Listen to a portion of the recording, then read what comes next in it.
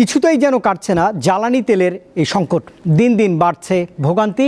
10 থেকে 12 ঘন্টার অপেক্ষাতেও মিলছে না নির্ধারিত জ্বালানি।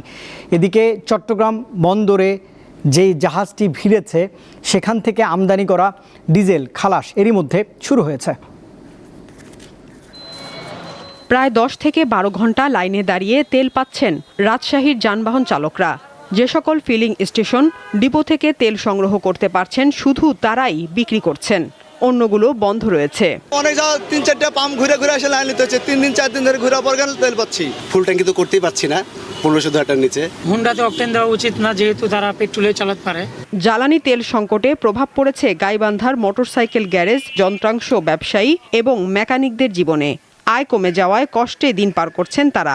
আগে আমরা মনে করেন যে সারাদিনে যে কাজ করতাম, এখন বর্তমানে তার 50% কমে গেছে। সকাল থেকে সারাদিন বসে থেকে দোকানে 150 টাকায় কাজ করতে পারি না। গাড়িগুলো কাজ করি, সে গাড়ি আমরা তো গাড়ি চালাবো, সে গাড়ি তেলও নেই। তেল সংকটের প্রভাবে ব্যক্তিগত গাড়ির পরিবর্তে ঠাকুরগাঁওয়ে বিকল্প যানবাহন বেশি ব্যবহার করছেন কর্মজীবীরা। নেত্রকোনায় ভ্রাম্যমাণ আদালতের অভিযানে 3100 লিটার ডিজেল জব্দ করা হয়েছে।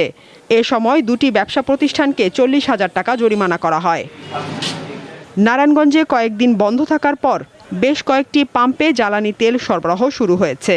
দীর্ঘ লাইনে দাঁড়িয়ে তেল সংগ্রহ করছেন গ্রাহকরা।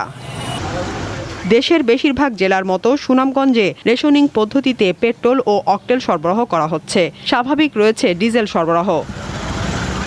চট্টগ্রাম বন্দরে নোঙর করা দুটি জাহাজ থেকে আমদানিকৃত পরিশোধিত ডিজেল খালাসের কাজ শুরু হয়েছে।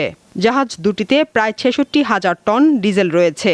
এছাড়া মঙ্গলবার 12,000 টন জেট ফুয়েল নিয়ে আসা গ্রেট প্রিন্স জাহাজটি খালাস প্রক্রিয়া শেষ করে চট্টগ্রাম বন্দর ছেড়ে গেছে। সাদিয়া চৌধুরী, দীপ্ত, বার্তা কক্ষ।